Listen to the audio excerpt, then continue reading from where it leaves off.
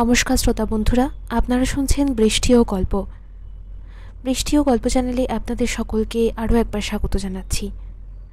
আমি পড়ছি হুমায়ুন আহমেদের মিসির আলি অমনিবাস থেকে কহেন কবি কালিদাস। আশা করি সবাই প্রথম পর্বটি শুনে নিয়েছেন। আজ দ্বিতীয় পর্ব। মিসির আলি খাতা বন্ধ করলেন, সিগারেট ধরালেন, রান্নাঘরে গেলেন, চুলা ধরিয়ে চায়ের কেটলি বসালেন। রাত বেশি হয়নি, 9:10। 9:30টার দিকে হোটেল থেকে খাবার আসবে। 2 পিস রুটি, ভাজি, কোনোদিন ঘন ডাল, কোনোদিন মুরগির মাংস। তার ঘরে কাজের লোক নেই, হোটেলের সঙ্গে ব্যবস্থা করে রেখেছেন। 3 বেলাই হোটেল থেকে খাবার আসে। খাবার ভালো, বেশ ভালো। মিসির আলির ধারণা হোটেলওয়ালা তার খাবার আলাদা রান্না করে। তার ধারণার পেছনে কারণ হলো রাতের খাবারটা হোটেলের মালিক হারুন ব্যাপারী হটপট করে নিজে নিয়ে আসে। খাওয়া দাওয়া শেষ না হওয়া পর্যন্ত সামনে বসে থাকে। মিসির আলির সঙ্গে সে অতি আগ্রহের সঙ্গে নানান বিষয়ে গল্প করে। গল্পের কোনো বিশেষ ধারা নেই, এক এক দিন এক এক রকম। যেমন গতকাল গল্পের বিষয়বস্তু ছিল সাপের মণি শক্ত না নরম। মিসির আলি বললেন, সাপের তো মণিই হয় না, শক্ত নরমের প্রশ্ন উঠছে কেন? হারুন ব্যাপারী বিস্মিত হয়ে বলল, মিসির আলি সাহেব, আপনি অনেক জ্ঞানী লোক, তারপরও সব জ্ঞানী লোক সব বিষয় জানে না। আপনিও জানেন না সাপের মণি অবশ্যই হয়। আমি নিজ চোখে দেখেছি। এখন বলেন আমি মিথ্যা দেখেছি?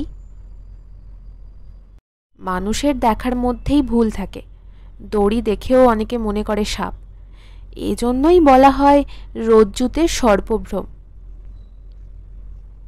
হারুন বলল, যারা মালটাল খেয়ে হাঁটাহাঁটি করে তারা দড়ি দেখে বলে সাপ। আমি জিন্দেগিতে মাল খাই নাই, কোনোদিন খাবও না ইনশাল্লাহ।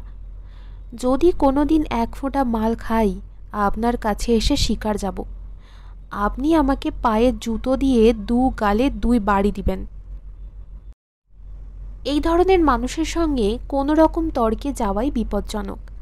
মিসির আলি তর্কে পারতপক্ষে যান না। লোকটি তাকে পছন্দ করে, মাত্রার বেশি পছন্দ করে। সেই পছন্দকে তিনি অগ্রাহ্য করতে পারেন না। হারুন ব্যাপারী গত সপ্তাহে তাকে একটা মোবাইল ফোন গিফট করেছে। বাজার থেকে কিনে এনে যে গিফট করেছে তা না, কোনো এক কাস্টমার নাকি মোবাইল টেলিফোন তার দোকানে ফেলে গেছে। সে মোবাইল টেলিফোনের সিম কার্ড ফেলে নতুন সিম কার্ড ভরে উপহার হিসাবে নিয়ে এসেছে মিসির আলির জন্য। মিসির আলি বলেছেন, ওই কাস্টমার নিশ্চয়ই মোবাইল ফোনের খোঁজে আপনার রেস্টুরেন্টে আসবে। হারুন বলেছে, সকালে ফেলায় গেছে, দুপুরে আইসা উপস্থিত। আমি বলেছি আমরা কিছু পাই নাই। কাজটা কি ঠিক হলো? অবশ্যই ঠিক হয়েছে। তুই সাবধানে চলাফেরা করবি না, যেখানে সেখানে জিনিসপত্র ফালাইয়া চইলা যাবি। মিসির আলি কাতর গলায় বললেন, ভাই, আমি এই টেলিফোন রাখবো না। কেন রাখবেন না? আপনি তো চুরি করেন নাই, আমি আপনারে দিতেছি। আমার টেলিফোনের দরকার নাই। অবশ্যই দরকার আছে, এখন মোবাইলের জামানা। আমি আপনার ছোট ভাই হিসাবে দিতেছি, আপনার রাখতে হবে। ঝামেলা এড়াবার জন্য মিসির আলি টেলিফোন রেখে দিয়েছেন, তবে এখনও ব্যবহার করেননি। ব্যবহার করার আসলেই কোনো প্রয়োজন পড়েনি। আজ ইচ্ছে করলে ব্যবহার করা যায়। সায়রা নামের মেয়েটিকে কয়েকটা প্রশ্ন করা দরকার। 1. সায়রার বাবা হাবিবুর রহমান সাহেব এখনও জীবিত কিনা। 2. তাদের বাড়িতে 2 বোন এবং বাবা ছাড়া অন্য কেউ থাকে কিনা। 3. সায়রা যে লেখা লিখেছে হুবাহু সত্যি কিনা, তার লেখার ভঙ্গি উপন্যাসের ভঙ্গি। উপন্যাস লেখক সত্য ঘটনা বর্ণনার সময়ও নানান রং ব্যবহার করেন। নানান রঙের মিশ্রণ থেকে সাদা কালো সত্য বের করা বেশ কঠিন হয়ে যায়। ইবলিশ শয়তান মেয়েদের বাবার সঙ্গে গল্পগুজব করছে। বাবাকে বলছে মেয়েরা কিছুক্ষণের মধ্যেই একটা ভয়ের ছবি দেখবে। এটা একেবারেই অসম্ভব। একজন কেউ মিথ্যা কথা বলছে, হয় হাবিবুর রহমান সাহেব বলছেন, অথবা শায়রা তার লেখার রহস্যময় করার জন্য বানিয়েছে। মেয়েদের বাবার সঙ্গেও কথা বলা দরকার। তিনি কেন ইবলিশকে জিন বলছেন? সূরা বাকারাতে স্পষ্টই ইবলিশকে ফেরেশতা বলা হয়েছে। কোন আয়াতে বলা হয়েছে সেটা মনে নেই। অন্য কোনো আয়াতে কি ইবলিশকে জিন বলা হয়েছে? ভদ্রলোককে পাওয়া গেলে আরও একটা প্রশ্ন করা যেত, তিনি কেন ইবলিশকে ইবলিশ শয়তান বলেছেন? শয়তান শব্দটি এসেছে শয়তানি থেকে। শয়তানি হল ইবলিশদের নেতা। তিনি কি জেনে শুনেই ইবলিশকে ইবলিশ শয়তান বলেছেন, নাকি এটা তার কথার কথা, নাকি শায়রার বর্ণনা ভঙ্গিতেই ব্যাপারটা এসেছে? শায়রার বর্ণনাতেও একটা খটকা তৈরি হয়েছে। তিনি মোটামুটি নিশ্চিত শায়রা যে সময়ের কথা বলছে সে সময় সাইলেন্স অব দ্য ল্যাম্পস ছবিটি তৈরিই হয়নি। মিসির আলি ছবি দেখেন না। তার আগের বাড়িওয়ালা জোর করে এই ছবিটি তাকে দেখিয়েছিলেন, কারণ এই ছবিতে একজন সাইকিয়াট্রিস্টের কথা আছে। বাড়িওয়ালার ধারণা যেহেতু মিসির আলিও এই ধারার মানুষ, তার ছবিটা দেখা উচিত। শায়রা বলে গিয়েছিল কোনো খটকা লাগলে তাকে যেন টেলিফোন করা হয়। মিসির আলির কাছে যে চোরাই টেলিফোনটি আছে, তিনি নীতিগতভাবে সেই টেলিফোন ব্যবহার করতে পারেন না। Autobiography of an unknown young girl বইটির দ্বিতীয় চ্যাপ্টার পড়াও শুরু করলেন না। প্রথম চ্যাপ্টারের খটকা আগে কাটুক। তিনি অপেক্ষা করছেন শায়রার জন্য।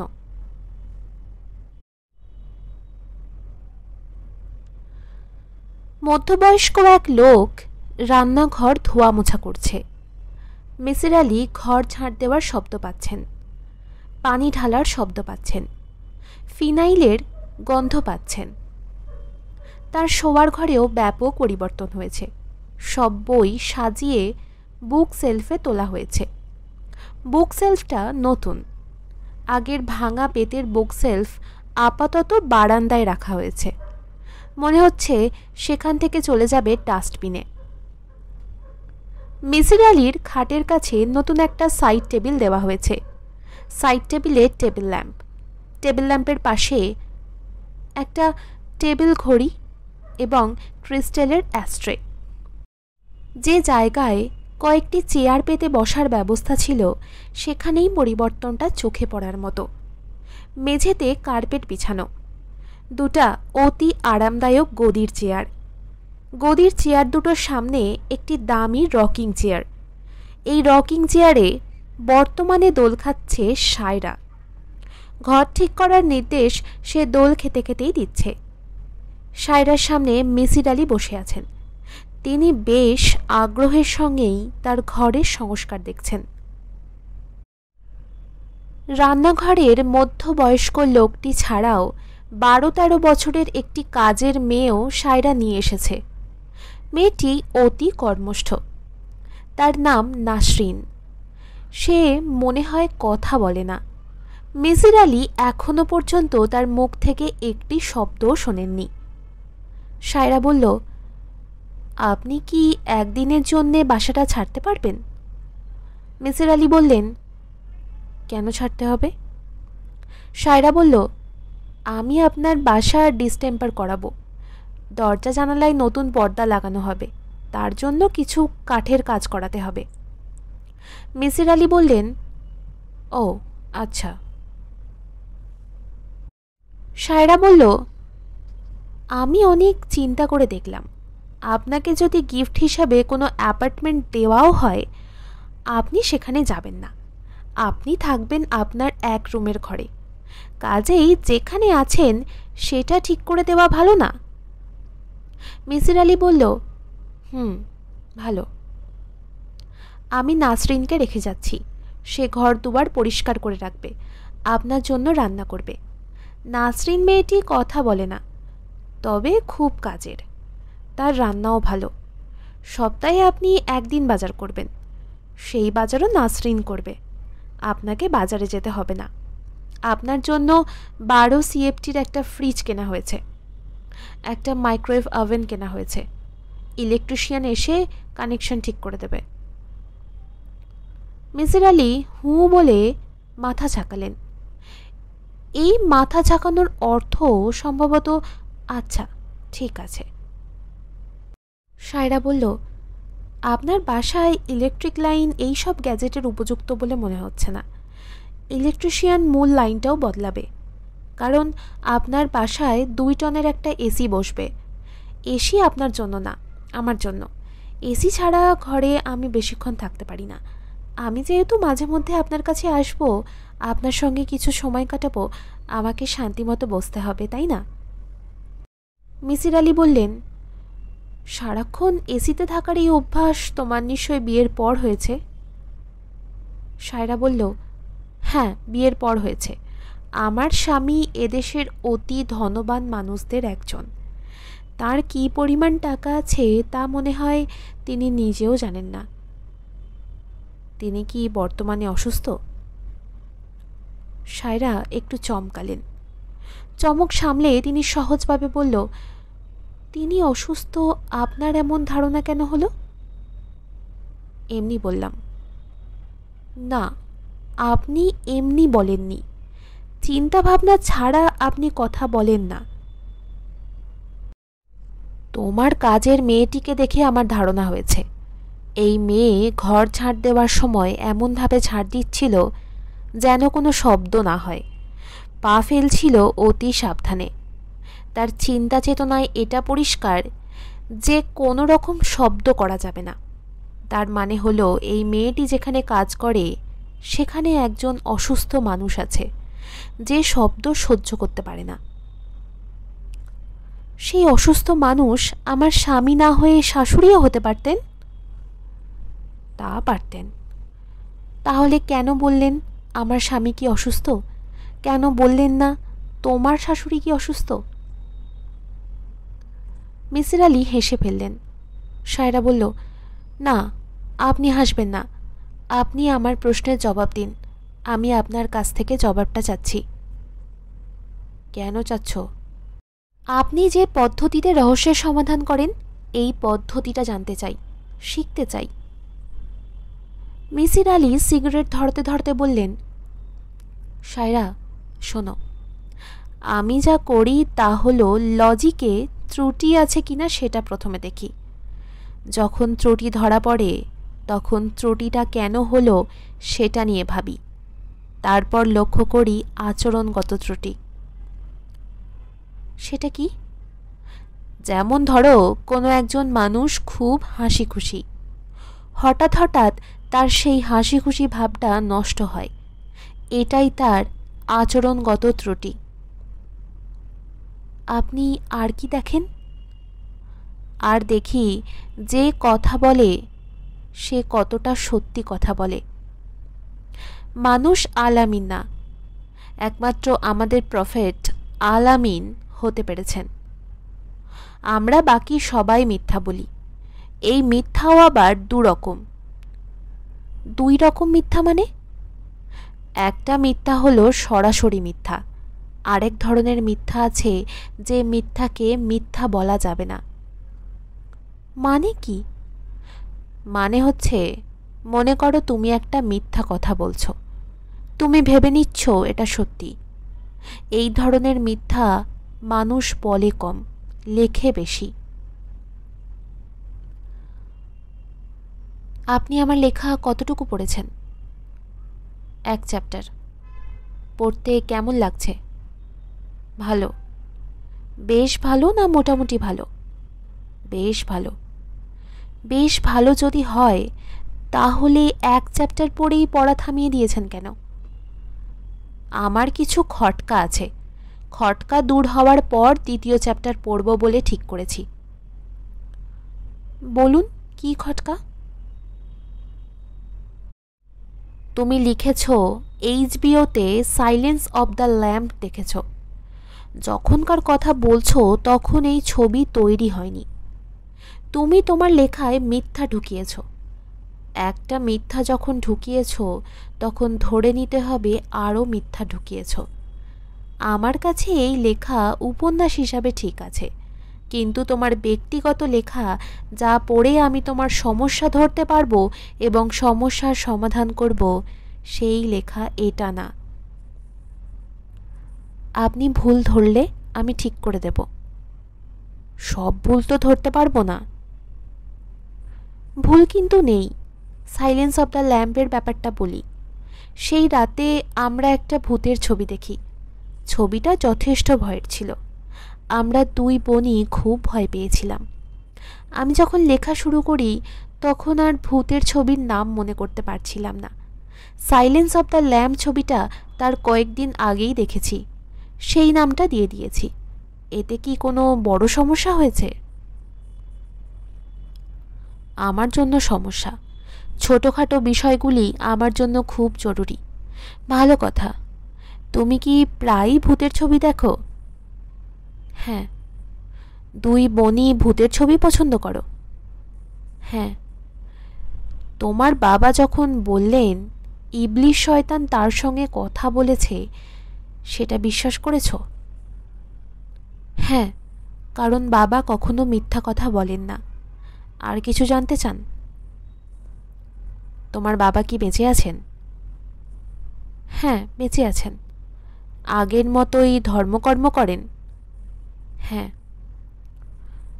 উনি তোমার সঙ্গে থাকেন, তাই না? হ্যাঁ, উনি আমার সঙ্গে থাকেন। এই বয়সে বাবা নিশ্চয়ই একা একা থাকবেন না। আপনার কি করে ধারণা হলো উনি আমার সঙ্গে থাকেন? আন্দাজে বলেছি। তার দুই মেয়ে, একজন মারা গেছে আর একজন বেঁচে আছে। তিনি জীবিত মেয়ের সঙ্গে বাস করবেন, এটাই তো স্বাভাবিক। আপনি একটু আগে বলেছেন আপনি শুধু প্রথম চ্যাপ্টার পড়েছেন। ইথেন যে মারা গেছে এটা আমি শেষের দিকে লিখেছি। তার মানে কিন্তু এই দাঁড়ায় যে আপনি পুরো লেখা পড়েছেন, কিন্তু বলছেন শুধু প্রথম চ্যাপ্টার পড়েছেন। মিসির আলি শান্ত গলায় বললেন, আমি প্রথম চ্যাপ্টারটাই শুধু পড়েছি। প্রথম চ্যাপ্টার পড়লেই কিন্তু বোঝা যায় যে বোন সম্পর্কে তুমি লিখছ সেই বোন বেঁচে নেই। আপনার কথা স্বীকার করে নিলাম। আপনি আর কি জানতে চান? এই মুহূর্তে আমি আর কিছু জানতে চাচ্ছি না, তবে তোমার বাবার সঙ্গে দেখা করতে চাই। বাবার সঙ্গে আমি আপনাকে দেখা করতে দেব না। কেন দেব না তাও আপনি জানতে চাইবেন না। মিসির আলি সিগারেট ধরাতে ধরাতে বললেন, ঠিক আছে। রাত 11টা। মিসির আলির সারা শরীরে আরামদায়ক আলস্য। বাইরে বৃষ্টি পড়ছে। ঠান্ডা হাওয়া দিচ্ছে। খোলা জানালায় হাওয়া আসছে। মিসির আলির গায়ের ওপর চাদর। চাদর গলা পর্যন্ত টেনে দিলে আরাম হতো, তাতে বই পড়ার অসুবিধা। হাত চলে যাবে চাদরের ভেতর। আজ অবশ্যই তিনি বই পড়বেন না। সায়রা বানুর লেখা আত্মজীবনীর দ্বিতীয় অধ্যায় পড়বেন। চোখ যেভাবে ভারী হয়ে এসেছে, বেশি দূর পড়তে পারবেন বলেও মনে হচ্ছে না। দরজা ধরে নাসরিন মেয়েটি দাঁড়িয়ে আছে। কিছুক্ষণ আগেই তাকে বলেছেন, মাগো তুমি শুয়ে পড়ো। বেশিরভাগ সময়ই নাসরিন নামটা তার মনে আসে না। তখন বলেন, মাগো। কাজের মেয়েকে মাগো বলা সম্ভবত উচিত না। তিনি কিন্তু আন্তরিকভাবেই বলেন। মিসির আলির ধারণা তার নিজের কোনো মেয়ে থাকলে সে তাকে যতটা যত্ন করত, এই মেয়ে তার চেয়ে অনেক বেশি যত্ন করে। আজ রাতের খাবারের কথাই ধরা যাক। রাতে রান্না করেছে গরুর মাংস এবং চালের আটার রুটি। তিনি যাতে গরম গরম রুটি খেতে পারেন তার জন্য তাকে রান্নাঘরে খেতে বসতে হয়েছে। নাসরিন একটা একটা করে রুটি সেঁকে তার পাতে দিয়েছে। এই ধরনের আদর যত্নের কোনো মানে হয় না। মেজির আলী খাতা খুললেন, আর তখনই নাসরিন বলল, খালুজান, আর কিছু লাগবো? মেজির আলী বললেন, মাগো, আর কিছু লাগবে না, তুমি শুয়ে পড়ো। নাসরিন সঙ্গে সঙ্গে দরজার আড়ালে সরে গেল। এই বুড়ো মানুষটা যতবার তাকে মাগো ডাকে ততবারই নাসরিনের চোখে পানি এসে যায়। সে তার চোখের পানি কাউকে দেখাতে চায় না। নাসরিন দরজার আড়াল থেকে বের হয়ে এসে বলল, খালুজান, সুপারি খাইবেন? সুপারি দিই, পান সুপারি আয়না রেখেছি। মেজর আলী বললেন, পান সুপারি তো আমি খাই না মা। আচ্ছা ঠিক আছে, এনেছো যখন দাও। নাসরিন পান সুপারি এনে দিল। মেজর আলী বললেন, আমাকে খালুজান ডাকা তোমার ঠিক না। খালার স্বামী হলো খালু, আমি বিয়ে করিনি। নাসরিন বলল, আমি আপনারে খালুজানি ডাকব। মেজর আলী বললেন, ঠিক আছে, ডেকো। তুমি কি লিখতে পড়তে জানো? নাসরিন না সূচক মাথা নাড়ল। মেজর আলী বললেন, আমি তোমাকে লেখাপড়া শেখাবো। তোমার বুদ্ধি আছে, তুমি অতি দ্রুত লেখাপড়া শিখতে পারবে। এখন যাও মা, শুয়ে পড়ো। কেউ আমার দিকে তাকিয়ে থাকলে আমি পড়তে পারি না। নাসরিন সরে গেল, কিন্তু ঘুমাতে গেল না। সাবধানে মোড়া টেনে দরজার পাশে বসল। এখান থেকে বুড়ো মানুষটাকে দেখা যায়। ওই যে উনি পড়া শুরু করেছেন। মেজর আলী খাতার পাতা উল্টালেন। শুরুতে লেখা, দ্বিতীয় অধ্যায়। দ্বিতীয় অধ্যায় বাক্যটা শুধু বাংলায়, বাকিটা আগের মতোই ইংরেজিতে। যে ইবলিশ শয়তান নিয়ে বাবার এত সাবধানতা, সেই ইবলিশ শয়তানকে আমি একদিন দেখলাম। লম্বা, কালো, ভয়ঙ্কর রোগা। তার গায়ে নীল রঙের শার্ট। দীর্ঘদিন জ্বরে ভুগলে যেমন হয় তেমন চেহারা। চোখ পশুদের চোখের মতো জ্বলজ্বলে। ঘটনাটা বলি। বাড়িতে শুধু আমরা দুই বোন। বাবা বাড়িতে নেই। বৃহস্পতিবার রাতে তিনি বাড়িতে থাকেন না। তিনি তার পীর সাহেবের কাছে যান। পীর সাহেব তাকে নিয়ে সারা রাত জিগির করেন। আমরা খালি বাড়িতে যেন ভয় না পাই, সেই জন্য বাবা কলেজের একজন পিয়ন আমাদের সঙ্গে থাকে। পিয়নের নাম ইসমাইল। ইসমাইলের রাতকানা রোগ আছে। বৃহস্পতিবার সন্ধ্যার দিকে সে বাড়িতে আসে। এসেই বসার ঘরের সোফায় চাদর গায়ে ঘুমিয়ে পড়ে। তার ঘুম ভাঙে পরদিন সকালে। রাতের খাবারের জন্য একবার তার ঘুম ভাঙানো হয়। আমার লেখা খানিকটা এলোমেলো হয়ে যাচ্ছে, আগেরটা পরে, পরেরটা আগে লিখে ফেলছি। ইবলিশ শয়তানকে আমার আগে দেখেছে ইথেন। তার গল্পটা আগে বলা উচিত, আমার অভিজ্ঞতা পরে বলছি। এক বৃহস্পতিবার রাতে ইথেন চিরুনি হাতে আমার সামনে বসতে বসতে বলল, আপা, তোর সাহস কেমন? আমি বললাম, সাহস ভালো। ইথেন বলল, তোর ভালো সাহস হওয়া দরকার। সাহস কম হলে তুই বিপদে পড়বি। প্রতি বৃহস্পতিবার বাবা চলে যাবে জিগির করতে, তুই থাকবি একা। আমি বললাম, একা থাকবো কেন? তুই তো আছিস। ইথেন বলল, আমি তো থাকবো না, আমি মারা যাব। পেটের বাচ্চা খালাস করতে গিয়ে মারা যাব, কিংবা তার আগে ইবলিশ শয়তান আমাকে মেরে ফেলবে। আমি বললাম, উদ্ভট কথা আমাকে বলবি না। ইথেন বলল, আমি কোনো উদ্ভট কথা বলছি না। ইবলিশ শয়তান যে এ বাড়িতে বাস করে এটা আমি জানি, আমি দেখেছি। কোথায় দেখেছিস? একবার দেখেছি ছাদে, আর একবার দেখেছি রান্নাঘরে। সে চেহারা বদলায়। ছাদে যাকে দেখেছি আর রান্নাঘরে যাকে দেখেছি তারা দেখতে দুরকম। একজন ছিল কুচকুচে কালো, আর একজন ধবল কুষ্ঠ রোগীর মতো সাদা। আমি বললাম, ইথেন, তুই আমাকে ভয় দেখাবি না। ইথেন বলল, ভয় দেখাচ্ছি না, যেটা ঘটেছে সেটা বলছি, পুরোপুরি বলছি, দাড়ি সেমিকোলন সহ। দরকার নেই। দরকার আছে, আগে থেকে জানলে সাবধান থাকতে পারবি, নয়তো হঠাৎ দেখে ভয়ে ভাবদা মেরে যাবি। আগে ছাদে কি দেখেছি বলি। বৃহস্পতিবার সন্ধ্যাবেলার কথা। সালোয়ার কামিজ পরেছি, ওড়না খুঁজে পাচ্ছি না। হঠাৎ মনে হলো আমি ওড়না ছাদে শুকাতে দিয়েছি। শুধু ওড়না না, তার সঙ্গে দুটো ব্লাউজ ছিল, পেটিকোট ছিল। আমি ছাদে গেলাম। ছাদে যাওয়ার সিঁড়িঘরের দরজা সব সময় খোলা থাকে। সেদিন দেখলাম বন্ধ। দরজায় কোনো তালা নেই। ধাক্কা দিলে খোলার কথা, ধাক্কা দিয়েও খুলতে পারছি না। আমি ইথেনকে বললাম, সেদিন আমি কোথায় ছিলাম? ইথেন বলল, তুই তোর ঘরে, তোর জ্বর এসেছিল, তুই চাদর গায়ে দিয়ে শুয়েছিলি, মনে পড়ছে?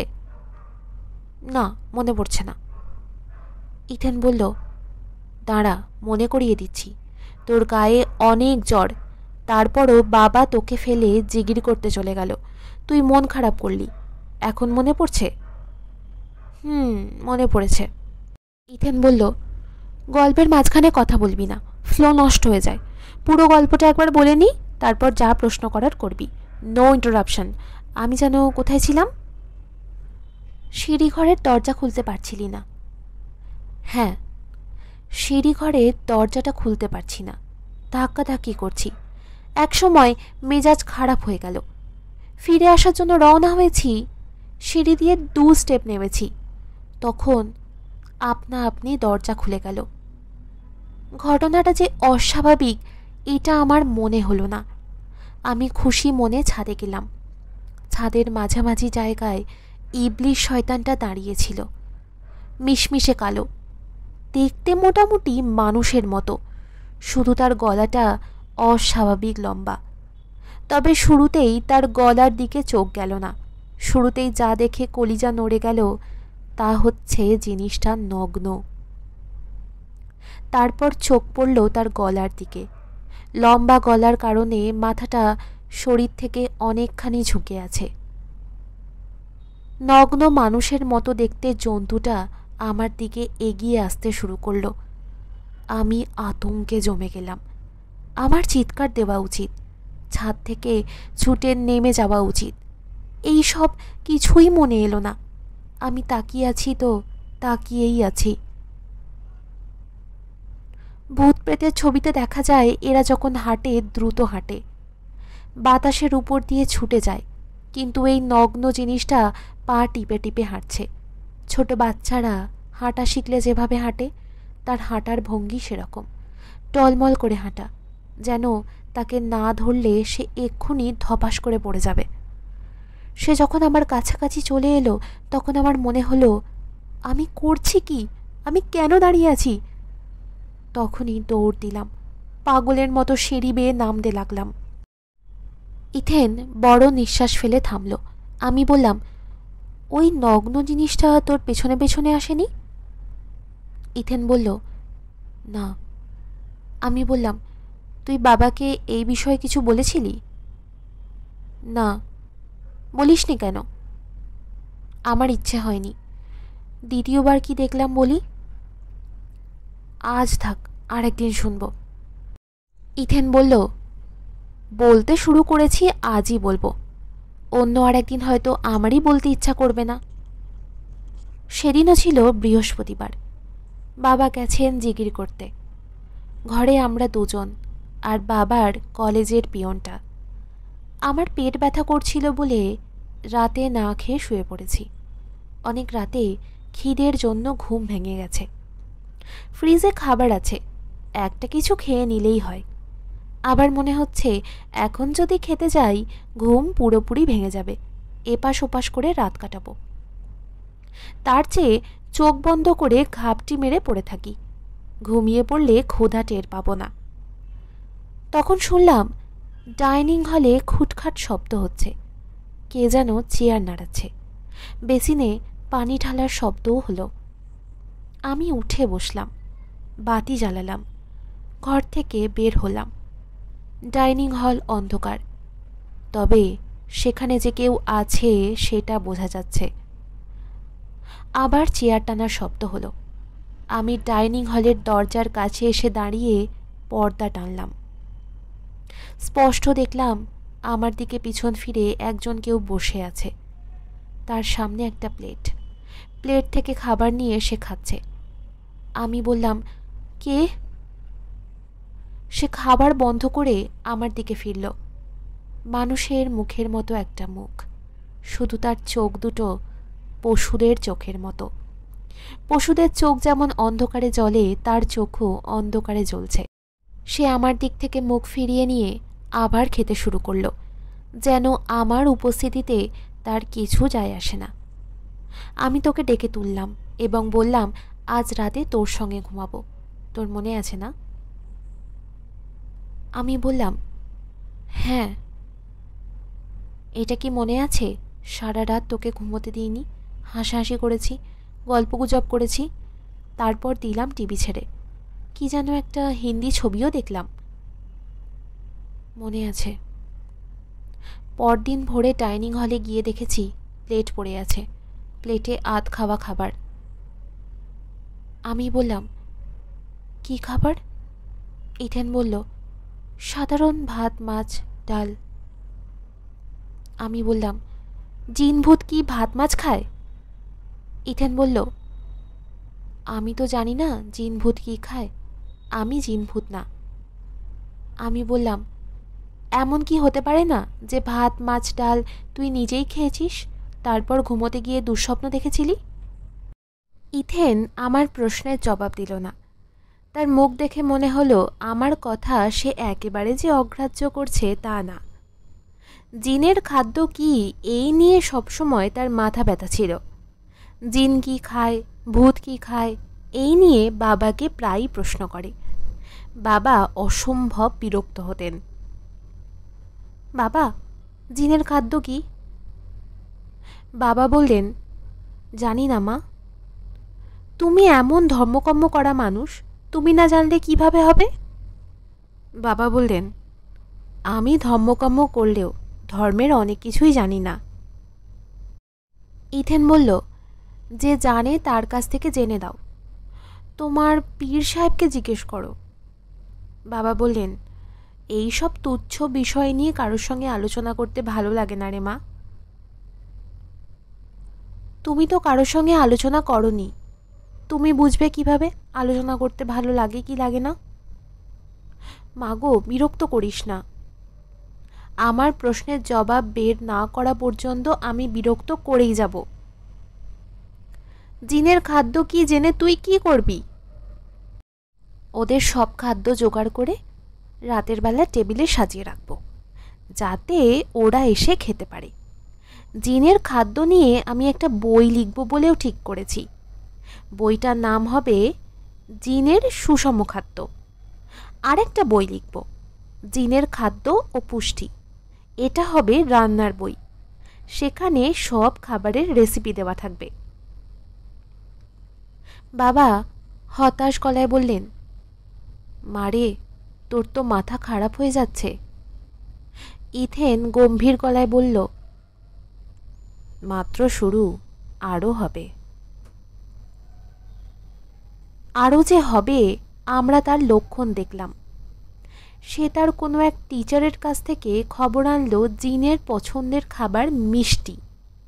মিষ্টির দোকানে তারা গভীর রাতে যায়, সব মিষ্টি খেয়ে দাম দিয়ে চলে যায়, যে কারণে গ্রামের অন্য সব দোকান সন্ধ্যায় বন্ধ হলেও মিষ্টির দোকানগুলো গভীর রাত পর্যন্ত খোলা থাকে। ইথেন প্রতি রাতে ঘুমোতে যাওয়ার আগে 13টা সন্দেশ একটা থালায় রাখে।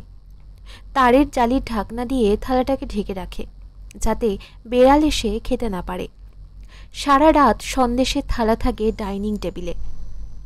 ভোরবেলা ঘুম থেকে উঠেই ইথেন সন্দেশ গোনে।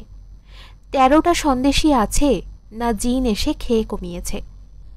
13টা সন্দেশের রহস্য হলো ইথেনের লাকি নাম্বার 13। তার জন্ম তারিখ অক্টোবরের 13। সন্দেশ রাখার চতুর্থ দিন ভোরবেলায় হইচই শুরু হলো।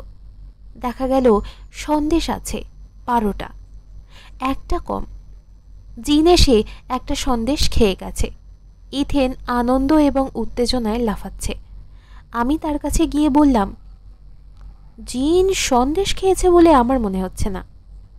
ইথেন বলল, কেন মনে হচ্ছে না? আমি বললাম, জিনের যেমন মিষ্টি প্রীতির কথা শুনেছি, তারা একটা সন্দেশ খাবে না, কয়েকটা খাবে। সন্দেশ খাবার পর তারা পানি খাবে না। এই জিন সন্দেশ খাবার পর পানি খেয়েছে। সন্দেশের থালার কাছে আধ খাওয়া পানির গ্লাস। ইথেন মুখ কালো করে বাবার কাছে গেল। থমথমে গলায় বলল, বাবা, রাতে তুমি সন্দেশ খেয়েছ? বাবা বিব্রত গলায় বললেন, একটা খেয়েছি মা, হঠাৎ ক্ষুধা লাগলো। ইথেন কাঁদতে শুরু করলো। বাবা বললেন, কাঁদার কি আছে? 12টা সন্দেশ তো তোর জিনের জন্য রাখা ছিল। ইথেন সারাদিন কিছু খেলো না। সেই রাতে দেখা গেল 12টা সন্দেশের একটাও নেই। কেউ এসে খেয়ে গিয়েছে। তার পরের সপ্তাহেই আমি জিন বা শয়তান বা ইবলিশকে দেখলাম। তার সঙ্গে কথা বললাম। এই বিষয়টি আমি বিস্তারিত বর্ণনা করব। শ্রাবণ মাস, বৃহস্পতিবার রাত। বৃষ্টি শুরু হয়েছে সন্ধ্যা থেকে। শ্রাবণ মাসে টিপটিপ বৃষ্টি না, আষাঢ় মাসে ঝমঝমা বৃষ্টি। ঝমঝমা বৃষ্টি হলেও ইথেনের বৃষ্টিতে ভেজার শখ হলো। তার পাল্লায় পড়ে আমিও বৃষ্টিতে গোসল করেছি। পানি বরফের মতো ঠান্ডা। আমার ঠান্ডার ধাত, সামান্য ঠান্ডা লাগলেই টনসিল ফোলে, জ্বর এসে যায়। আমরা গোসল করছি ছাদে।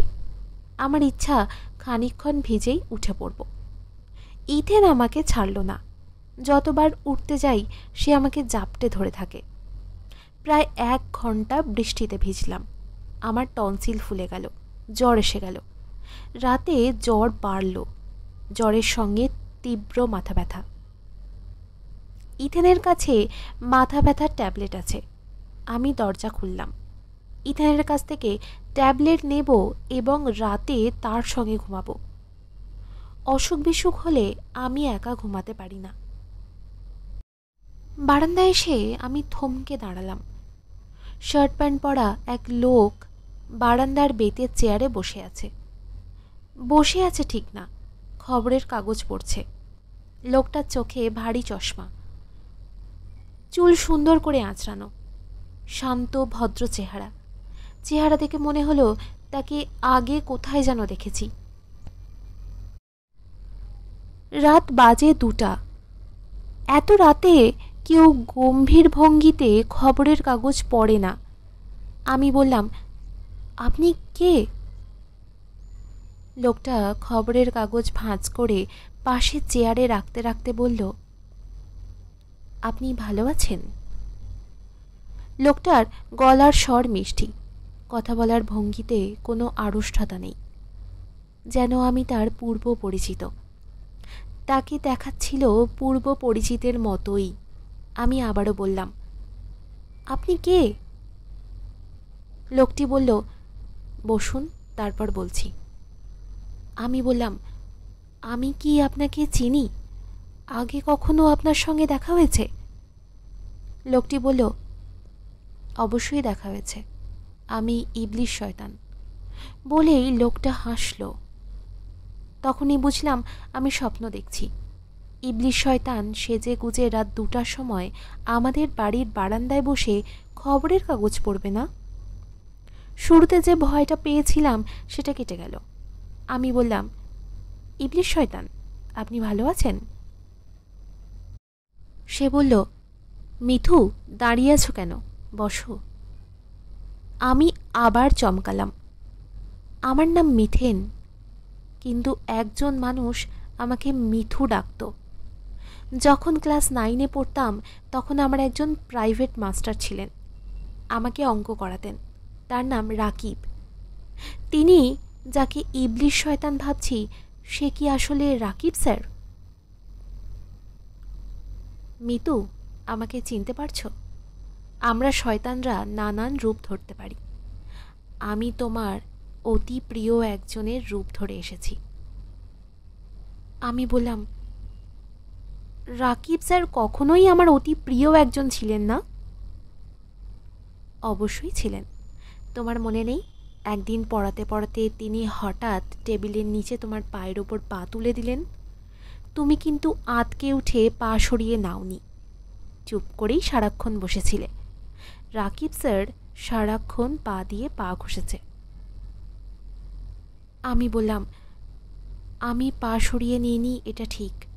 সরিয়ে নিইনি কারণ আমি তাকে লজ্জা দিতে চাইনি। আপনি এত কিছু যখন জানেন তখন আপনার জানা থাকা উচিত যে সেই দিনই ছিল রাকিব স্যারের কাছে আমার শেষ পড়া।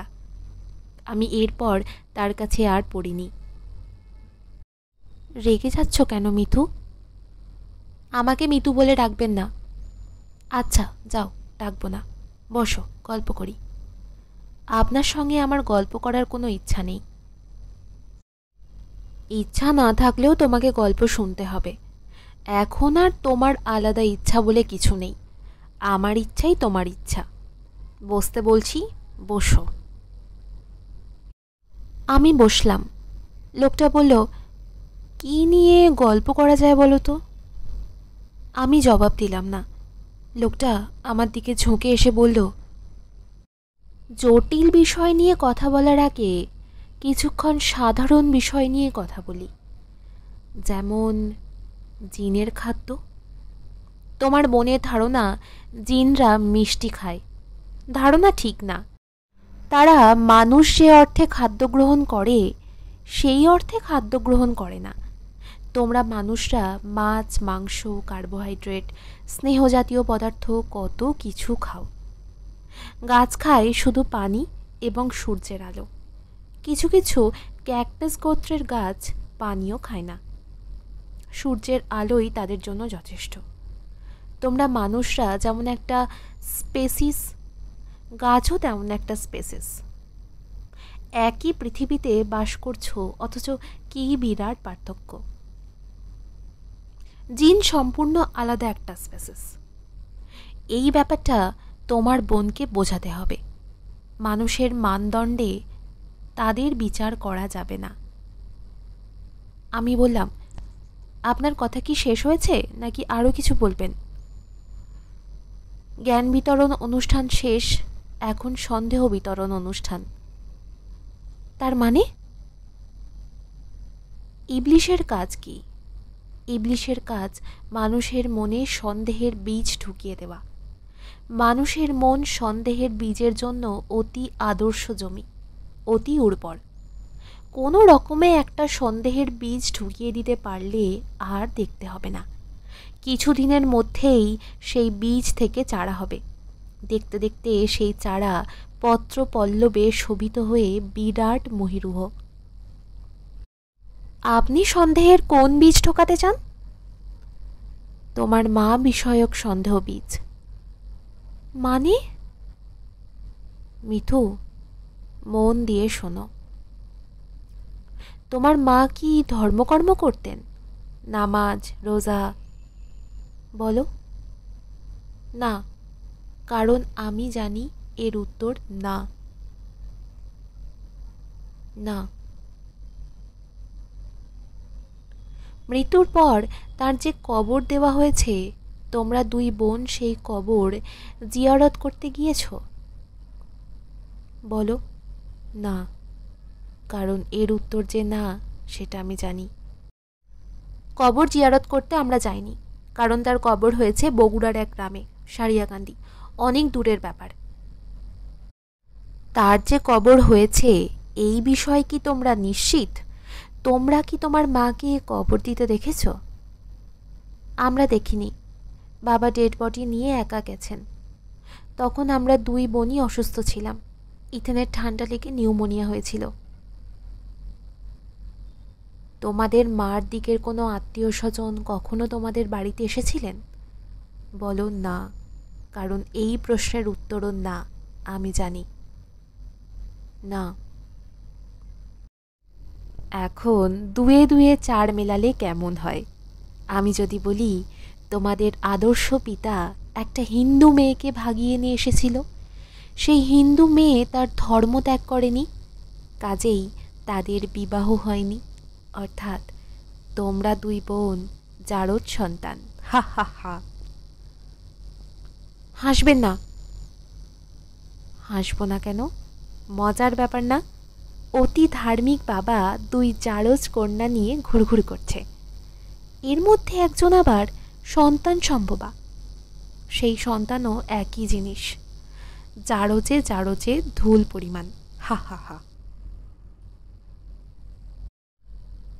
লোকটি হাসছে, হাসার সঙ্গে সঙ্গে তার চেহারা বদলে যাচ্ছে, গায়ের রং কালো হয়ে যাচ্ছে, দাঁত বের হয়ে আসছে, চুল হয়ে যাচ্ছে লালচে, এবং লোকটার গা থেকে অদ্ভুত এক ধরনের গন্ধ আসতে শুরু করেছে। গন্ধটা পরিচিত, তবে আমি ধরতে পারছি না। লোকটা বলল, তুমি কি কোনো গন্ধ পাচ্ছ? নিশ্চয়ই পাচ্ছ। তুমি ভাবছ গন্ধটা আমার শরীর থেকে আসছে, তা না, গন্ধটা আসছে তুলসী গাছ থেকে, তুলসীর গন্ধ। তোমার মা টবে তুলসী গাছ লাগিয়েছিলেন। হিন্দু মহিলার বাড়িতে তুলসী গাছ থাকবে না তা কি হয়? আচ্ছা, তোমরা তুলসী গাছে ঠিকমতো জল দাও? পানি না বলে জল বলছি, লক্ষ্য করছো? হা হা হা। মিতু, তোমার সঙ্গে কথা বলে বড়ই আরাম পাচ্ছি। বলো হরি, হরি বল। মিতু শোনো, আমি এখন বিদায় হচ্ছি, আবার আসবো, আসতেই হবে।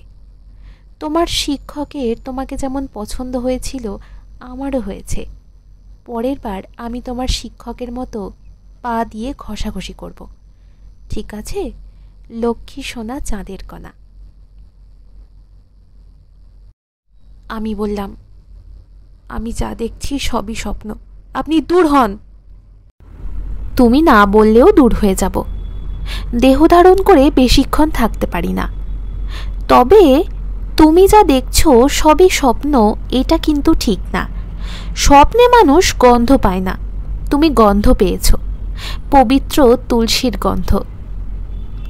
সবই যদি স্বপ্ন হয়, তাহলে গন্ধটা আসে কোত্থেকে? যাবার আগে একটা প্রশ্ন, তোমার বোনের পেট খালাসের কী করেছ? দেরি হয়ে যাচ্ছে তো, ব্যবস্থা এখনই নেওয়া দরকার। তুমি বললে আমি নিজেও চেষ্টা নিতে পারি, ছাদ থেকে নিচে ফেলে দিতে পারি। তবে মানুষ মেরে আমি আনন্দ পাই না, মানুষ খেলিয়ে আরাম পাই। মরে যাওয়া মানে শেষ, আর তাকে দিয়ে খেলানো যাবে না। যতদিন বেঁচে থাকবে ততদিন সে খেলবে, খেলা দেখব, আনন্দ পাবো, আনন্দ পাবো আর হাসবো। হাসির শব্দে আমার ঘুম ভাঙল। আমি বুঝলাম এতক্ষণ যা দেখেছি সবই স্বপ্ন, তবে পুরোপুরি স্বপ্ন বোধহয় না। ঘরে তুলসীর গন্ধ। আমার মা বড় দুটো টবে তুলসী গাছ লাগিয়েছিলেন। গাছ দুটা খুব ভালো হয়েছে, ঝুপড়ির মতো হয়েছে। এই ঘটনার ঠিক এক সপ্তাহ পরের ঘটনা। সেদিনও বৃহস্পতিবার। বাবা যথারীতি জিগিরে যাওয়ার প্রস্তুতি নিয়েছেন। মাগরিবের আজান পড়ে চলে যাবেন, ফিরবেন পরদিন ফজরের নামাজের পর। সন্ধ্যা হয় হয় করছে। ইথেন দুটো মগ হাতে আমার কাছে এসে বলল, আপা চল তো। আমি বললাম, কোথায়? ইথেন বলল, ছাদে। সন্ধ্যাবেলা ছাদে বসে চা খেতে আমার ভালো লাগে, একা যেতে ভয় ভয় লাগে, তুইও চল। আমি বললাম, না। ইথেন বলল, তোকে যেতেই হবে। ইথেন কিছু বলবে আর তা করবে না, তা কখনো হয় না। তার কাছ থেকে মুক্তি পাওয়া অসম্ভব ব্যাপার। আমাকে ছাদে যেতে হলো। আমাদের বাড়ির ছাদটা সুন্দর। মার বাগানের শখ ছিল, ছাদে বাগান করেছিলেন। বিশাল সাইজের টবে দেশি ফুল গাছ, কামিনী, গন্ধরাজ, বেলি, কয়েক রকমের বাগান বিলাসও আছে। এর মধ্যে একটার পাতা হালকা নীল রঙের। এই গাছটা নাকি তিনি আসামের শিলচর থেকে আনিয়েছিলেন। ছাদের বাগান খুব সুন্দর লাগছিল। বাগান বিলাসের 3-4 রকম রং। বেলি ফুলের সিজন না বলে বেলি ফুল নেই। বেলি ফুল যখন ফুটত তখন মা প্রতিদিন সন্ধ্যায় ছাদের বাগানে বসে থাকত। আমরা 2 বোন বসে চা খাচ্ছি। ইথেনকে হাসি খুশি লাগছে। সে অবশ্যই এমনিতেই হাসি খুশি, তবে সেদিন তাকে অস্বাভাবিক উৎফুল্ল লাগছিল। সে বলল, আপা, তোকে মজার একটা খবর দিতে পারি, দেব? আমি বললাম, না। ইথেনের মজার খবর মানেই হলো উদ্ভট কিছু, যা শুনলে মেজাজ খারাপ হয়ে যাবে। ইথেন বলল, তোকে আমি ছাদে নিয়ে এসেছি মজার খবরটা দেওয়ার জন্য। খবরটা হলো, আমাদের মা ছিলেন হিন্দু ব্রাহ্মণ। মার নাম রমা গঙ্গোপাধ্যায়। আমি বললাম, তোকে কে বলেছে? ইথেন বলল, আমাকে কেউ কিছু বলেনি, আমি নিজেই মহিলা শার্লক হোমসের মতো বের করেছি। তালা ভেঙে পুরনো ট্রাঙ্ক ঘাটাঘাটি করে অনেক কিছু পেয়েছি। বাবার হাতের লেখা 10টা চিঠি। সব চিঠির সম্বোধন রমা। ইনিয়ে বিনিয়ে লেখা ইষ্টি মিষ্টি চিঠি। বাবার লেখা প্রেমপত্র পড়ার মজাই অন্যরকম। আপা, তুই পড়বি? আমি সঙ্গে করে নিয়ে এসেছি। আমি বললাম, না। ইথেন বলল, পড়লে তোর ভালো লাগবে, একটু কড়া মিষ্টি, তোর বানানো চায়ের মতো মিষ্টি। আমি বললাম, ট্রাঙ্ক ঘেটে এইসব গোপন চিঠিপত্র বের করা কি ঠিক? ইথেন বলল, ঠিক না, কিন্তু আমরা তো সবসময় ঠিক কাজটা করি না, মাঝে মধ্যে বেঠিক কাজ করি। তবে আপা, তুই আমার দিকে এত কঠিন চোখে তাকাস না। এতক্ষণ তোর সঙ্গে মিথ্যে কথা বলেছি। আমি ট্রাঙ্কের তালা ভেঙে কোনো তথ্য বের করিনি। আমাকে যা বলার বলেছে ইবলিশ শয়তান, এবং আমার ধারণা ইবলিশের কথা ঠিক। আমরা এই বাড়িতে মোটামুটি সত্যবাদী একজন ইবলিশ পেয়েছি। ইবলিশ যে সত্যি কথা বলেছে তার প্রমাণ কি? প্রমাণ বাবা স্বয়ং। আমি তাকে শক্ত করে ধরেছিলাম। তিনি খকখক করে কাঁচতে কাঁচতে সব বলে দিয়েছেন। বাবা আসলে আমাকে ভয় পায়। তুই ভয় পাওয়ার মতোই মেয়ে। অবশ্যই, ইবলিশ নিজেও আমাকে ভয় পায়। আমাকে ডাকে ছোট আপা। হিহি। তোকে ছোট আপা ডাকে? আমিও তাকে ছোট ভাইয়ের মতো দেখি, গল্প গুজব করি। একটা মজার ব্যাপার জানো আপা, শয়তানের সব গল্প কিন্তু শিক্ষামূলক, ঈশপের গল্পের মতো। গল্পের শেষে মোরাল থাকে। শয়তানের একটা গল্প তোমাকে বলবো আপা? যদি মজা না পাও তাহলে আমি আমার নিজের নাম বদলে ফর্মালডিহাইড রাখবো। আপা, ফর্মালডিহাইডের ফর্মুলা HCHO না? আমি উঠে দাঁড়ালাম। ইথেন বলল, আপা চলে যাচ্ছিস? সন্ধ্যাটা মিলাক। সন্ধ্যা মিলাবার সময় একটা মজা হবে, মজাটা দেখে যা। কি মজা হবে? মা ছাদের যে জায়গা থেকে দাঁড়িয়ে নিচে লাফ দিয়ে পড়েছিল, আমি ঠিক সেই জায়গা থেকে লাফ দিয়ে নিচে পড়ব। তোদের সমস্যার সমাধান করে দিয়ে যাব। আমার পেটের বাচ্চা নিয়ে তোদের চিন্তায় অস্থির হতে হবে না। আমি ইবলিশ ভাইজানের সঙ্গে বিষয়টা নিয়ে আলাপ করেছি। ভাইজান বলেছে, ছোট আপা, এটা ভালো বুদ্ধি, হি। ইথেনের সঙ্গে এই প্রসঙ্গে কথা বলার অর্থ হয় না। আজান পড়ে গেছে। আমি মাগরিবের নামাজ পড়ার জন্য নিচে গেলাম। সবেমাত্র জায়নামাজে দাঁড়িয়েছি। ধূপ করে শব্দ হলো। ইথেন ছাদ থেকে লাফিয়ে পড়ল। যেহেতু অস্বাভাবিক মৃত্যু, ইথেনের সুরতাহাল হয়েছিল। তার পেটে কোনো সন্তান ছিল না। পেটে সন্তানের পুরো বিষয়টাই ছিল তার বানানো। আজকের পর্ব এই অবধি। গল্পের পরবর্তী অংশ পরবর্তী পর্বে।